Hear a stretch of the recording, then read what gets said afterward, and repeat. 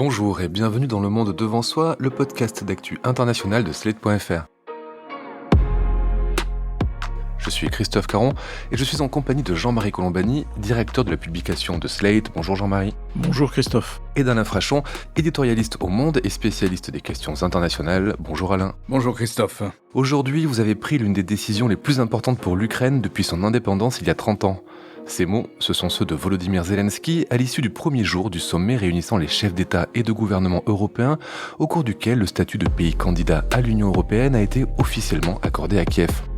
Une décision qui intervient 4 mois jour pour jour après le début de l'offensive russe, tout un symbole, mais on va le voir, si l'octroi de ce statut de pays candidat est particulièrement rapide, le chemin pour devenir un membre à part entière est encore long et les critères à respecter fort nombreux pour cet ancien pays de l'Union soviétique. Et si ce nouveau pas vers l'élargissement est historique pour l'Ukraine, ainsi que pour la Moldavie qui s'est vue elle aussi accorder le statut de pays candidat, il l'est aussi pour l'Union européenne, pour qui cette nouvelle adhésion représente un défi tant elle pourrait bouleverser l'équilibre des forces en son sein et décaler vers l'Est son centre de gravité géopolitique. Jean-Marie, Alain, si cette décision pose beaucoup de questions techniques et politiques, on va y venir, elle doit tout de même évidemment être saluée. Beaucoup de bouleversements à venir, vous l'avez dit, mais auparavant, en effet, il faut saluer cette décision parce que elle est d'abord pour l'Ukraine, qui est dans une véritable guerre d'indépendance, en fait, puisque c'est son indépendance qui est contestée par la Russie. Pour l'Ukraine, ça fonctionne un peu comme une évidence. Et il faut se souvenir que l'Ukraine a eu dans ses débuts un président pro-russe, nommé Yanukovych, et que lequel s'était opposé à l'idée d'un partenariat économique entre l'Ukraine et l'Union européenne. Et ça a été un des éléments clés de la révolte de Maïdan, de la révolte pro-démocratie de Maïdan, qui avait comme revendication d'inscrire l'Ukraine en Europe. Et comme le disent certains citoyennes ukrainiennes, l'Europe pour nous c'est la civilisation. Donc c'est un mouvement qui est de la partie, disons, ouest de l'Ukraine en tout cas, qui fonctionne comme un symbole majeur, comme un symbole fort. Et une partie de l'opinion russe d'ailleurs voulait probablement punir l'Ukraine de se sentir européen plutôt que russe. Donc on voit là toute la somme des symboles que peut représenter cette décision en effet historique pour l'Ukraine, avec en même temps un côté protecteur qu'il ne faut pas négliger et un côté, une accélération qui est liée à la guerre.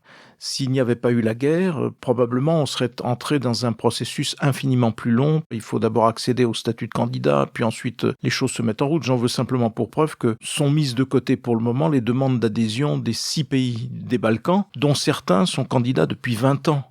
Donc on voit bien on est dans un autre processus. Et là, en effet, sous la pression de la guerre, et au fond, grâce, entre guillemets, à Vladimir Poutine, l'Ukraine s'est rapprochée beaucoup plus vite de l'Union européenne. Donc en effet, comme vous le disiez, il faut saluer ce moment. Et puis c'est vrai qu'en même temps, pour l'Europe, ça n'est pas neutre et que ça emportera un certain nombre de conséquences. Est-ce qu'on sait si les 27 ont été unanimes dans ce choix ? Est-ce qu'il y a eu des réserves de la part de certains pays ? Il y en a qui ont été plus difficiles à convaincre que d'autres, en particulier la France d'Emmanuel Macron et l'Allemagne de Olaf Scholz, qui ont été parmi les dernières à basculer finalement. Il y a sûrement eu des réserves ou un débat, mais rarement les 27 d'accord, parce qu'il faut qu'il y ait l'unanimité aussi facilement.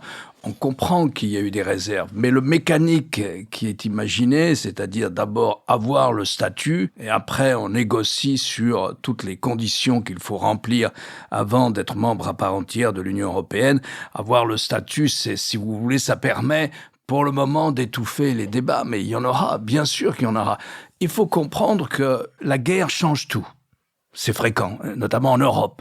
Et là, l'Union européenne telle que nous nous étions habitués, avec le train-train des 27, qui était déjà difficile, elle va totalement être bouleversée par cette guerre. On entre dans un nouveau paysage européen. Encore une fois, à cause de Vladimir Poutine. Imaginez qu'on est un peu dans la situation qui était celle, à la chute du mur, vous aviez des pays d'Europe centrale et orientale, membres du pacte de Varsovie, c'est-à-dire liés, emprisonnés dans un pacte de défense par l'Union soviétique ou avec l'Union soviétique. Et ces pays-là, l'écrivain Kundera appelait cette région, l'Europe centrale et orientale, l'Occident kidnappé. Les gens de Prague, les gens de Budapest, les gens de Varsovie, d'autres villes de Pologne s'estimaient occidentaux et considéraient qu'ils avaient été abandonnés et qu'on les a laissés aux mains de l'Union soviétique en 1945. Et pour eux, il était naturel de regagner l'Occident. Et ça prenait deux formes. Entrer dans l'OTAN, ce qui ne suppose quasiment aucune préparation, et entrer dans l'Union européenne, ce qui est beaucoup plus compliqué et beaucoup plus lourd sur le plan économique, social, sociétal, notamment. Moralement, historiquement, on ne pouvait pas leur refuser. Je me souviens des débats que nous avons eus au Monde à ce moment-là, et Jean-Marie s'en souvient sûrement aussi, et on faisait des éditoriaux en disant « mais il est impossible de refuser le retour à l'Occident de ces pays-là ». Eh bien, c'est la même situation. Sauf que cette fois, c'est un pays qui était membre de l'Union soviétique. C'est une des 14 républiques soviétiques qui demande à entrer dans l'Union européenne. Pas seulement elle d'ailleurs, mais la Moldavie et aussi la Géorgie. Alors pour la Moldavie, c'est d'accord, et pour la Géorgie, ça le sera un peu plus tard. Ce sont des tout petits pays. Mais comprenez bien, quand je dis que l'Europe ne ressemblera plus à l'Europe, comprenez bien que si nous prenons la Moldavie, or elle est maintenant candidate, on lui a donné, le Conseil lui a donné ce statut au même titre que l'Ukraine. Alors c'est pas grand-chose, c'est 3,5 millions d'habitants. Sauf, petit problème, il y a une division russe au milieu, qui contrôle son territoire, la Transnistrie. Vous voyez, imaginez ce que l'Union européenne va devoir gérer. Qu'est-ce qu'on fait de cette division russe? Comment on en discute avec Moscou? Prenez le cas de l'Ukraine, 43 millions d'habitants. Comme l'Espagne. Voilà. Imaginez à quoi va ressembler la politique agricole commune ou les fonds structurels qui sont 30% à peu près du budget de l'Union européenne dans le cas de l'Ukraine. Imaginez que le déséquilibre démographique que cela va provoquer. Là, en ce moment, la France a une sorte de droit de veto parce qu'au fond, si elle n'est pas d'accord, l'Allemagne n'est pas assez forte pour faire des alliances. Mais là, la France perdra, d'une certaine manière, son droit de veto. Imaginez à quoi va ressembler le Parlement européen. Le nombre de parlementaires est lié à la population de chaque pays. Il est lié à la population, exactement. Il est lié à la population. De même que le nombre de voix que vous avez au Conseil est pondéré par votre population, votre démographie. Donc c'est un bouleversement gigantesque. Or, souvenons-nous, enfin ce que nous vivons à 27, on trouve que c'est lourd. Les institutions n'ont pas changé. Il n'y a pas assez de décisions à la majorité. On se dit que ça marche pas. À la table du Conseil, si chacun parle plus de 3 minutes, vous en avez déjà pour 5 heures. Donc, voyez un peu tous les problèmes qui se posent. Plus cette question clé qui est celle de l'affectio societatis, c'est-à-dire ce sentiment d'appartenir à un même ensemble quand les frontières changent constamment. Et pourtant, moralement, on ne pouvait pas refuser à des gens qui se battent pour entrer dans l'Union européenne, d'entrer dans l'Union européenne. On pouvait d'autant moins leur refuser qu'on est dans un cycle historique où la démocratie recule et où l'autocratie progresse. Et donc là, on avait à notre porte, aux frontières de l'Union européenne, un candidat qui a prouvé qu'il était prêt à se battre pour des valeurs qui nous ressemblent.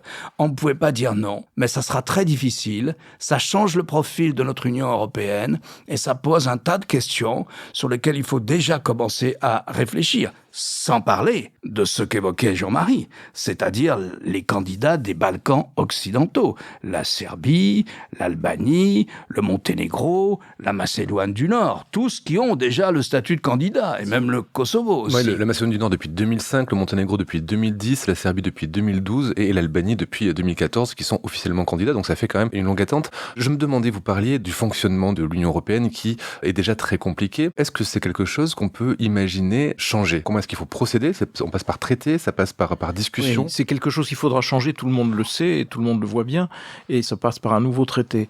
Et ça renvoie au fond à des débats qui avaient eu lieu au temps de François Mitterrand et d'Helmut Kohl lors justement de l'élargissement à l'Est de l'Union européenne. François Mitterrand donc avait proposé une façon de doubler au fond l'Union européenne, de la limiter aux fondateurs et à quelques autres pays, en gros la zone euro, autour de ce qu'il avait appelé une confédération, pour qu'il y ait un espace plus politique, mais qui n'ait pas toutes les obligations d'un pays membre. à part entière. Et ça a été refusé par Václav Havel, on en avait parlé ici même, mais c'était aussi une obsession américaine de bloquer cela, parce que les États-Unis, à l'époque, confondaient ou voulaient superposer Union européenne et OTAN. Alors d'ailleurs, c'est aussi un sujet, parce que dans tout ce que l'on a évoqué, la guerre étant facteur d'accélération, la guerre égale renforcement de l'OTAN. Et donc, au fond, l'Union européenne et l'OTAN sont appelées à, notamment en matière de défense, à se compléter. S'il y a une défense européenne un jour, elle sera pour le moment, en tout cas, en complément de l'OTAN. Donc on voit bien que là, on est dans des problèmes beaucoup plus vastes que tous ceux auxquels on a eu à faire face. Là, Emmanuel Macron a pris un petit peu le même chemin. Mais peut-être l'avait-il fait trop tôt, ou imprudemment, ou sans préparation, probablement sans préparation auprès des intéressés, en proposant une structure juridique qui soit adaptée à l'accueil de tous ceux dont on vient de parler. L'Ukraine, la Moldavie, les pays des Balkans également. Les pays des Balkans qui posent problème à travers la Serbie. Pourquoi ? Parce que la Serbie est très proche de la Russie. Et donc, on ferait rentrer, en plus de Viktor Orban, un nouvel allié de Vladimir Poutine au sein même de l'Union européenne. Donc voilà, mais c'est vrai qu'aujourd'hui, on ne peut pas ne pas considérer que les institutions devront être amendées et peut-être plusieurs étages devront être mis en place ou considérés avec, encore une fois, un noyau dur qui ne peut être que les pays de la zone euro et puis autour peut-être des structures provisoires, transitoires, mais qui aideraient à organiser les choses pour le futur. Alain, tout à l'heure, évoquait le poids propre de l'Ukraine. En même temps, l'apport de l'Ukraine, c'est un renforcement de la surface économique de l'Union. Par exemple, l'Ukraine étant un très gros producteur de blé et de maïs, c'est un renfort pour l'agroalimentaire européen qui est déjà exportateur. Donc, qui serait davantage exportateur encore que ne l'est l'Union européenne à elle seule. En revanche, c'est vrai, il y aurait un problème d'attribution des fonds structurels, puisque un pays, par exemple, comme la Hongrie, ne se porte bien que parce qu'il y a utilisation de ces fonds structurels. Donc, alors, on peut juger que certains investissements sont purement décoratifs pour Viktor Orban, mais de fait, le budget hongrois dépend étroitement des fonds structurels européens. Donc, en effet, ça pose des questions en cascade, voilà. Mais en même temps, il y aura une contribution aussi ukrainienne au budget de l'Union européenne. Donc, tous ces problèmes vont se poser en effet en cascade, mais rappelons-nous encore une fois, le temps que cela met, c'est des processus longs, d'où l'idée de structures intermédiaires ou transitoires qui permettraient justement d'organiser les choses. En même temps, il faut se dire aussi que tout ça va beaucoup aussi dépendre du sort de la guerre. Imaginons la Russie victorieuse et captant le Donbass, donc l'est de l'Ukraine. C'est un état de guerre qui va perdurer donc dans le temps. Comment on s'organise, comment on se renforce, sans parler des problèmes qui peuvent surgir sur d'autres pays, qui peuvent être d'autres cibles d'un Vladimir Poutine qui aurait reconstitué ses forces, pire encore s'il est victorieux en Ukraine. Est-ce qu'on peut imaginer Vladimir Poutine laisser faire ? Est-ce qu'il va faire une déclaration ? Est-ce qu'il peut menacer en réaction de mesures de rétorsion ? Oui, en fait, Vladimir Poutine a déjà réagi. Rappelez-vous, on le disait tout à l'heure, en 2014, il s'empare, il annexe la Crimée et il favorise l'émergence de deux mouvements sécessionnistes dans le Donbass, c'est-à-dire il favorise en gros le démantèlement de l'Ukraine dans ses frontières de 1991, internationalement reconnues. Pourquoi ? Parce que les Ukrainiens font le choix d'un partenariat avec l'Europe. C'était un partenariat imaginé par l'Union européenne à ce moment-là pour des pays qui n'avaient pas vocation à devenir un jour membre de l'Union européenne. Donc avec la guerre, on est dans un autre paysage. Et cette fois-ci, Poutine a fait, je crois que c'était cette semaine, j'en suis même sûr, une déclaration. On lui demande dans une conférence de presse, et si l'Ukraine rentre dans l'Union européenne ? Il a dit, l'Union européenne, c'est pas l'OTAN, pour nous, c'est pas un problème. Donc il a déjà évolué, pour autant qu'il ne mente pas, parce qu'en 2014, c'était un problème. Et on touche là à quelque chose de fondamental dans cette histoire, parce que nous sommes dans la guerre, parce qu'elle est atroce, parce que nous avons une façon toujours de parler de l'Europe en soulignant ce en quoi elle est difficile et problématique. Mais au fond, si on fait l'histoire des civilisations, tout ça, c'est un refus massif du modèle russe par tous les pays qui entourent la Russie, par tous ses voisins. C'est un rejet de ce type de pouvoir mafieux, c'est un rejet d'une économie qui est la plus inégalitaire de l'ensemble européen. On oublie ça. C'est le plus grand coefficient Gini, avec ses fortunes absolument ridicules et ses paquebots immeubles absolument débiles qui sont la propriété de ces... Débiles mais coûteux. Débiles et coûteux, oui. Il y a un refus massif de cette tyrannie qui laisse d'ailleurs toute une partie de la population dans la pauvreté. Là, il y a une épreuve, modèle contre modèle. Les Russes ont perdu ça. Ils n'ont aucun pouvoir d'attraction pour les autres pays. Ils n'ont pas de pouvoir de séduction. Ils n'ont pas ce que les Américains appellent le soft power. La Russie est considérée comme un repoussoir par tous ses voisins. Pas seulement parce qu'elle veut prendre une part de leur souveraineté, avoir un mot à dire dans leur politique et notamment dans leurs relations stratégiques, mais aussi parce qu'elle représente sur le plan politique, économique et social. Et c'est d'ailleurs très intéressant dans cette histoire. Et c'est là où on voit que Poutine ne déclenche pas la guerre pour des raisons liées à l'OTAN, comme on l'a dit au début, ça n'a rien à voir. Non, il s'en explique ensuite. Et tous les articles des plumitifs qui écrivent pour l'agence Roussimir pour donner le point de vue de Vladimir Poutine disent mais non, simplement ce qu'il faut c'est reconstituer le monde russe. Nous ne pouvons pas accepter que des pays qui font partie du monde russe sur le plan culturel, ce qu'ils appellent le Roussimir, le monde russe entre guillemets, puissent comme ça céder aux tentations occidentales que l'on qualifie à Moscou de dégénérées et décadentes. Nous ne pouvons pas accepter ça. On nous prend quelque chose, on nous prend une partie de notre âme si on fait ça. Mais le Roussimir dit non. Le monde russe dit non à la Russie de Vladimir Poutine.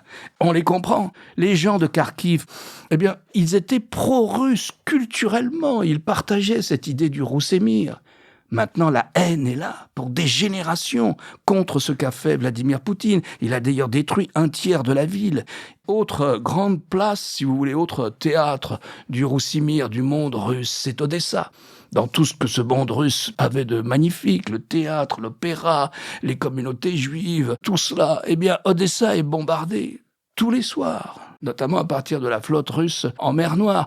Odessa ne veut pas appartenir à la Russie de Vladimir Poutine. Elle ne rejette sûrement pas au fond d'elle-même toute cette culture russe dont elle est l'héritière et le réceptacle, mais elle ne veut pas appartenir à ce pouvoir mafieux et qui n'entend régler les questions que par la force. Et donc il se passe quelque chose en ce moment de très profond qui va marquer les générations à venir dans cette région du monde et qui aura aussi un impact sur l'Union européenne, puisqu'on le rappelait, nous allons avoir, dans, je ne sais pas, 8, 10, 6 ans, un membre de l'Union européenne qui sera en cessez-le-feu avec la Russie, mais peut-être encore en conflit avec la Russie. Ça va être ça aussi, l'Union européenne. Comme s'il y avait le 37e parallèle qui sépare la Corée du Sud et la Corée du Nord. On peut avoir à gérer une situation stratégique aussi difficile que celle-là dans les années qui viennent, dans les 10 ans qui viennent. C'est pas du tout exclu. Donc, vous voyez tout ce qui change. Beaucoup de choses changent avec la guerre, mais il y a au moins, je ne dis pas sur le plan militaire, même pas sur le plan diplomatique ou stratégique, mais il y a sur le plan culturel quelqu'un qui, au fond, mène la guerre au nom du monde russe, de la civilisation russe. Eh bien, cette guerre-là, il l'a perdue dans les cœurs, il l'a perdue pour des générations. Vous avez évoqué la longueur du processus. L'Ukraine a le statut de pays candidat. Il va devoir ensuite formuler une demande de préadhésion. Puis il va y avoir des négociations qui vont durer longtemps. Et puis après, on en arrivera peut-être à la validation de son adhésion par les États membres. Il va falloir, pendant cette période, que l'Ukraine fasse différentes réformes. Quel type de réformes et quel type de changement doit effectuer l'Ukraine avant de pouvoir rejoindre l'Union ? Il y a une première garantie, mais qui est satisfaite et qui touche aux droits de l'homme. Et donc, au niveau de démocratie qu'il y a dans le pays. Donc ça passe par une justice indépendante, par une presse libre et toutes choses que l'on connaît et qui sont d'ailleurs à l'origine de points de friction avec la Hongrie, par exemple, de Viktor Orban. Il y a un deuxième niveau qui est l'économie. Là, vous avez une sorte de cahier des charges qui est extrêmement volumineux et qui touche tous les secteurs de la vie économique parce qu'il faut s'adapter, il faut être capable de rentrer dans un marché unique. un marché unique de 450 millions d'habitants. Donc ça emporte des conséquences dans la vie économique, dans la façon dont elle est structurée, dans l'acceptation de la concurrence, qui ne sont pas négligeables. Ça, c'est un des grands volets. L'autre volet qui est ajouté alors par un certain nombre de pays européens, dans les demandes qui vont être faites à l'Ukraine, c'est le niveau de corruption. Parce qu'il y a un modèle qui est quand même, là pour le coup, un modèle russe, qui est celui des oligarques. Il y a des oligarques en Ukraine et il y a un niveau de corruption qui n'est pas conforme à ce que l'on peut attendre. Alors on dira oui, mais regardons quand même la Bulgarie, la Roumanie n'en ont pas terminé avec cela. C'est vrai, mais en même temps l'Union européenne vérifie ou essaie d'accompagner le mouvement de ces États pour justement introduire un niveau de relations économiques et sociales qui s'éloigne de ces modèles entre guillemets qui sont des modèles de corruption. Donc voilà les trois fronts sur lesquels on va demander à l'Ukraine de travailler et d'apporter. Alors évidemment, quand il s'agissait de sauver la Grèce, rappelez-vous, les envoyés de Bruxelles avaient très mauvaise presse parce que c'était un petit peu les inspecteurs qui venaient voir si la Grèce se conformait à ceci ou à cela. On va rentrer un peu dans un processus de cette nature qui peut être très long. Alors sur la longueur, évidemment, le contre-modèle absolu, c'est la Turquie, qui est candidate depuis X temps. Mais la Turquie a un obstacle politique majeur tant que Erdogan sera aux commandes de ce pays. C'est que politique, c'est pas aussi géographique ?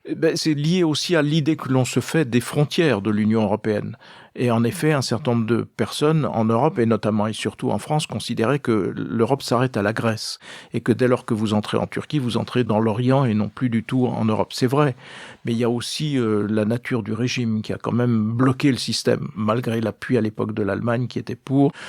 Et c'est vrai qu'il y avait un blocage français, mais il y avait fondamentalement, ça a trait au régime, ça a trait à la démocratie, ça a trait au respect des oppositions et ainsi de suite.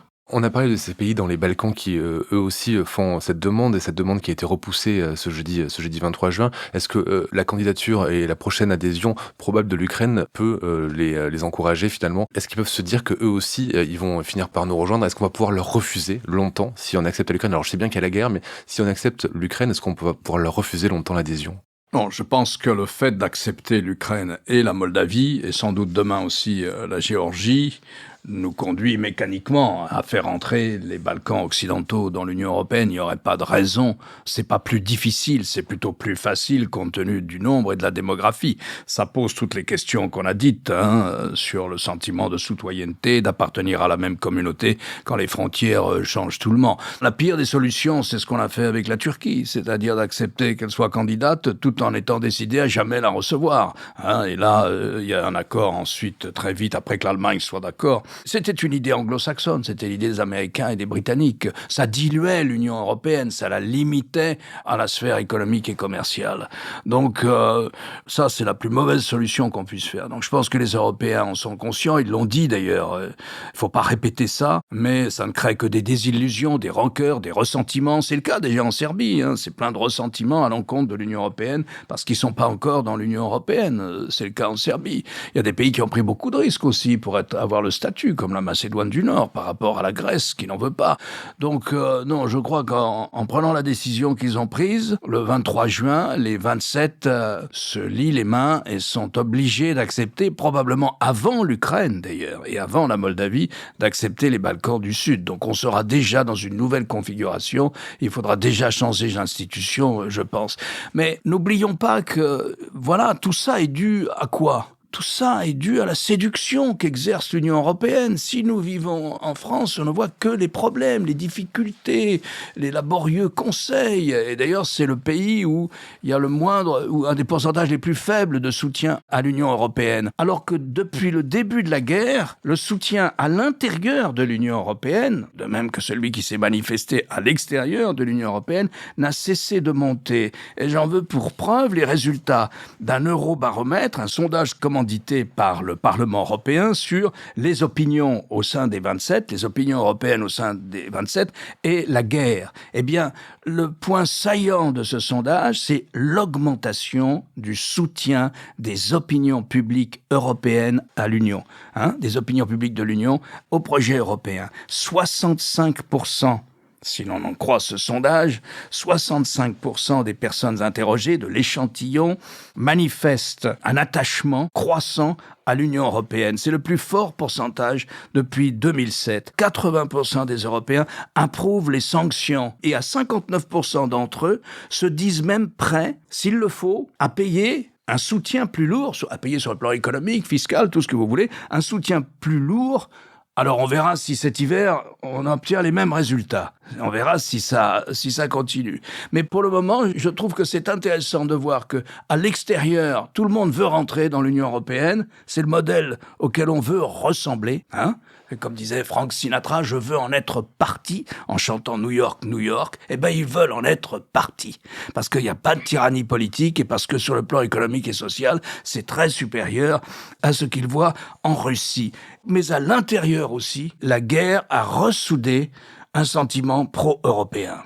Mais ça contraste beaucoup avec la situation française, parce que tout ce que Alain décrit montre la particularité française. Quand on regarde le résultat des élections législatives, on a des deux côtés des blocs souverainistes. Parce que l'extrême gauche, ou la gauche, entre guillemets, façon Jean-Luc Mélenchon, est hostile à l'Europe, est hostile à l'Union européenne, et même hostile à l'OTAN.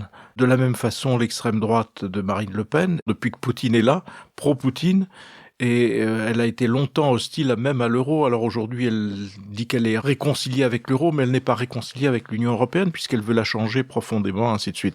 Quand on dit qu'on veut une autre Europe, qu'on veut changer l'Europe, en règle générale, c'est qu'on est contre.